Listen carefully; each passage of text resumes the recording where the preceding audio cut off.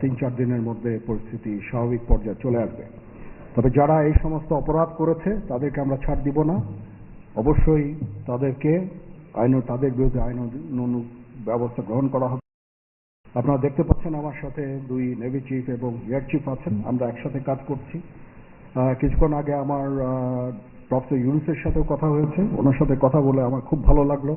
আমার কাছে মনে হয়েছে উনি অত্যন্ত আগ্রহী এই কাজটা করার জন্য, এবং আমি নিশ্চিত যে উনি আমাদেরকে একটা সুন্দর গণতান্ত্রিক প্রক্রিয়ায় আমাদের নিয়ে যেতে সক্ষম হবেন এবং আমরা এর থেকে উপকৃত হব।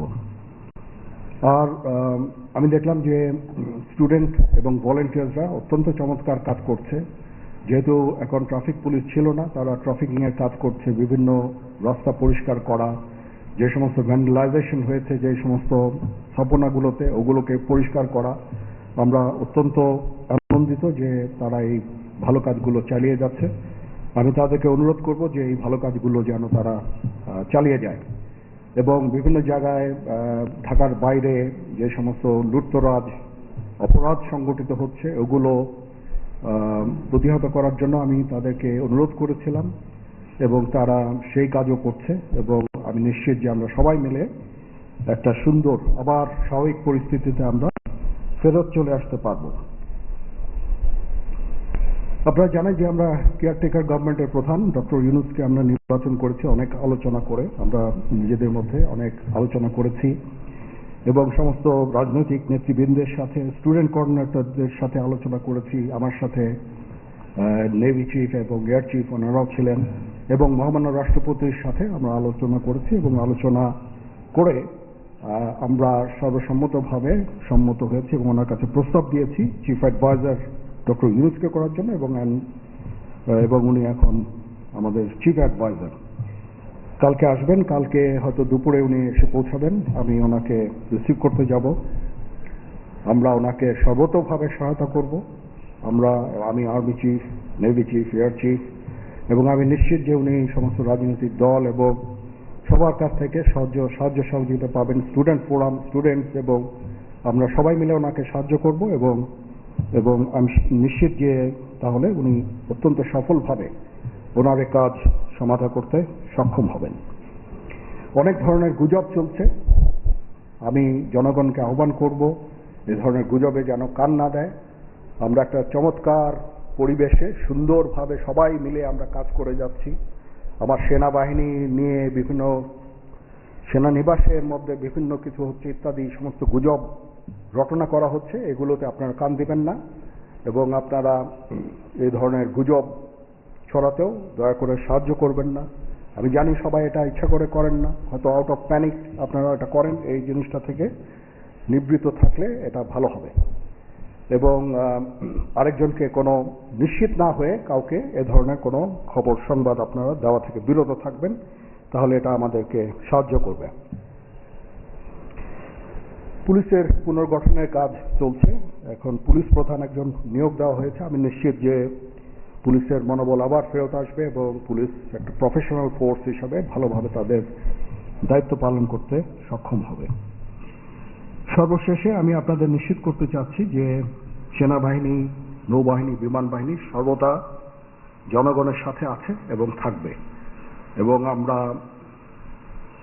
কাজ করে যাব, পাশাপাশি সবার সাথে মিলে কাজ করে যাব এবং আমরা একটা সুন্দর ভবিষ্যতের দিকে যেতে পারবো, ভবিষ্যতে পৌঁছাতে পারবো বলে আমি বিশ্বাস রাখি।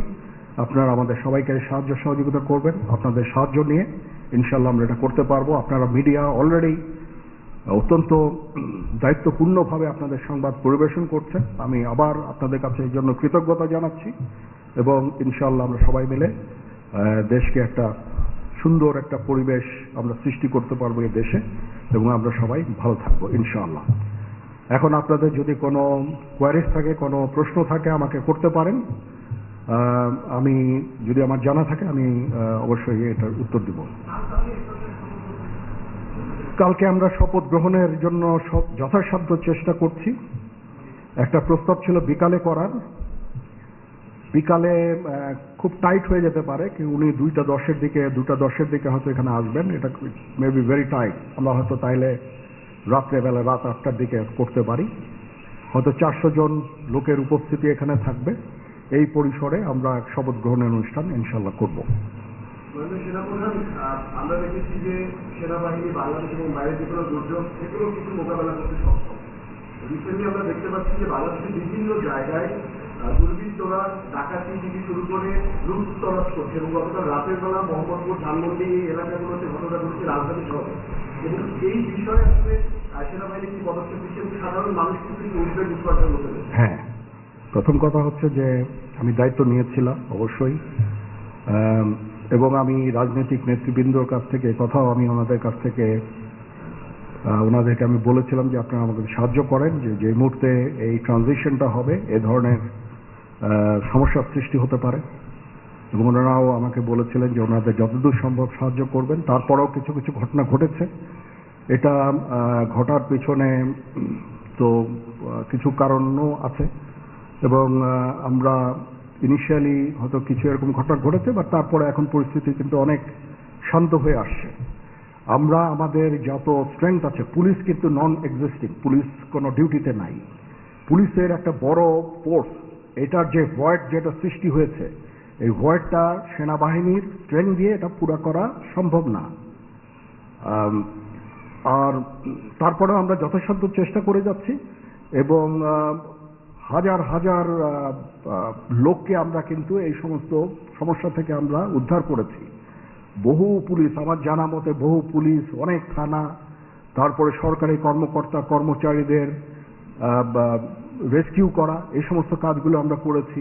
আমরা সমস্ত ইম্পর্টেন্ট জায়গা যেমন বিমানবন্দর, ডিপ্লোম্যাটিক এরিয়া, সেক্রেটারিয়েট, জাজেসদের অ্যাকোমোডেশন, তারপরে সেক্রেটারিদের অ্যাকোমোডেশন, এই সমস্ত গুরুত্বপূর্ণ জায়গাগুলিও আমরা প্রোটেক্ট করছি, এবং বিভিন্ন জায়গায় পেট্রোলিং করা হচ্ছে। তারপরেও একটা ইনিশিয়ালি দু একদিন এটা হয়েছে, সেজন্য আমি অত্যন্ত দুঃখিত এবং বিব্রত। যাই হোক, এটা আমার যে স্ট্রেংথ যা ছিল এটা নেভি, এয়ারফোর্সও তারা তাদের মতো করে করেছে। আমরা যথাসাধ্য চেষ্টা করেছি, তারপরেও কিছু হয়ে গেছে। এটা আমার জাস্ট সিম্পলি আমাদের এনাফ স্ট্রেংথ ছিল না। বাট আমি নিশ্চিত যখন পুলিশ পুনর্গঠন হয়ে যাবে, তারা যখন আবার কাজে নেমে যাবে, তখন এই ভয়েডটা খুব সহজেই আমরা পূরণ করতে পারবো। পুলিশের একটা বিরাট সংখ্যক ফোর্স, পুলিশ ইজ একটা বড় ফোর্স।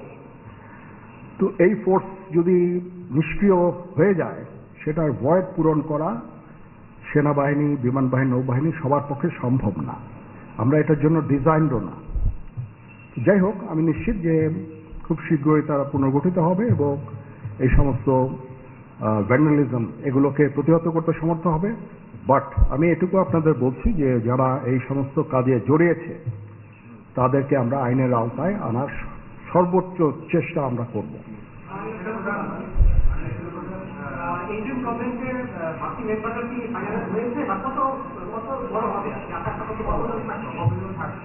আমার ধারণা আপাতত 15 জন হতে পারে, তারপরেও দু একজন আপ অ্যান্ড ডাউন এটা করতে পারে, এরকম একটা সংখ্যক, এবং মোটামুটি একটা দাঁড়িয়ে যাচ্ছে।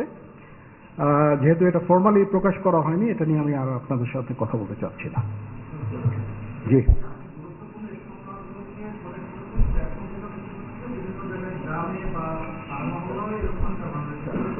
হ্যাঁ হচ্ছে, বাট সংখ্যা অনেক কমে এসেছে।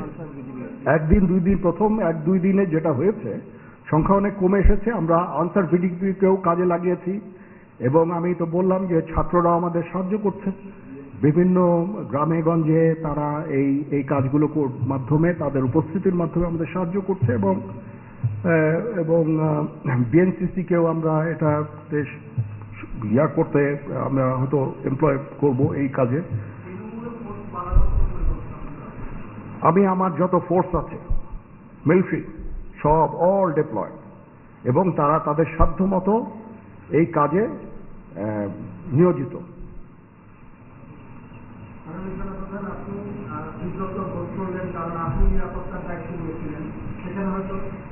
এখন রাজনীতিবিদরা বললেন যে জেনারেল সাহেব আপনি নিরাপত্তার দায়িত্ব নেন, somebody has to take it। তো আমি আর তো কেউ নেওয়ার নাই, আমি নিয়েছি, এবং যদি কোনো ব্যর্থতা থাকে সে দায়িত্ব আমার।